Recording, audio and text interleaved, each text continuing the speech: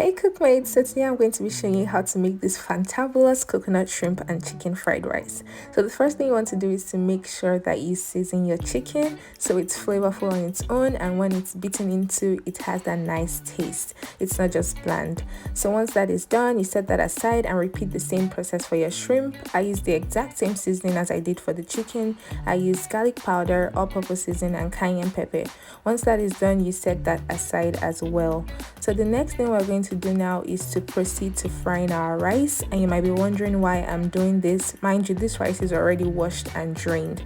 So the idea behind this is to give it the same effect as when you kind of stir fry your chicken, to give it that flavor. So it's the same concept for this rice. We're frying it a little bit to enhance the flavor, and we're stir frying it in coconut oil because it's coconut rice. The next thing you want to do is to add your coconut milk, and this makes all the difference. Once you've added your coconut milk, you're going to proceed to add your chicken stock. I didn't add any seasoning cubes or salt to my rice as my stock was already well seasoned, but feel free to do so depending on how seasoned your stock is. You can also add up to half a cup of water as you cook your rice if it starts to get dry.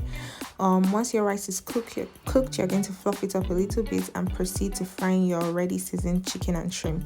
So I started with the shrimp. I stir fried it on both sides for about 5 to 7 minutes, and I made sure it was evenly brown and cooked on both sides. If at this point you've not subscribed, liked, or pressed the notification button to this channel, I don't know what you're doing, because you know you like this content, and me, and you know you want to see more of it. Oh yeah, go and subscribe. Once it was done frying, I took it out of the oil and I repeated the same process for the chicken. Now when you're stir frying your chicken, you want to make sure it's well cooked, so you're going to stir fry that for about 7 minutes. Make sure it's well cooked and well browned on both sides. In doing this, make sure it doesn't get burnt, as it's not going to look really good on your rice. Just make sure it's properly browned on both sides.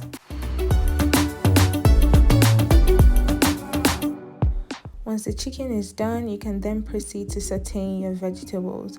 So I added some vegetable oil to the skillet, and the first thing I did was to put in some onions and Scotch bonnet, also known as atarudo.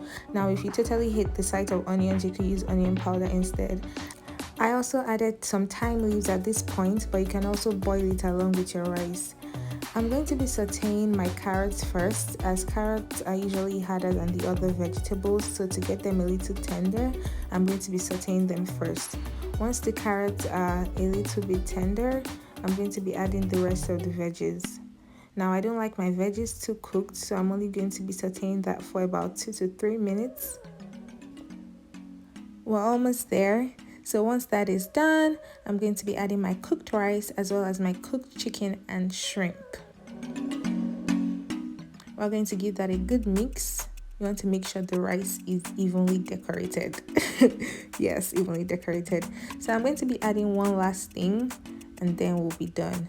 I'm going to be adding spring onions. I like adding those last because I don't like them too cooked. Some people even eat them raw, so I just stir fry them for about 1 minute, and then the most important part, you have to taste the rice. Oh my gosh.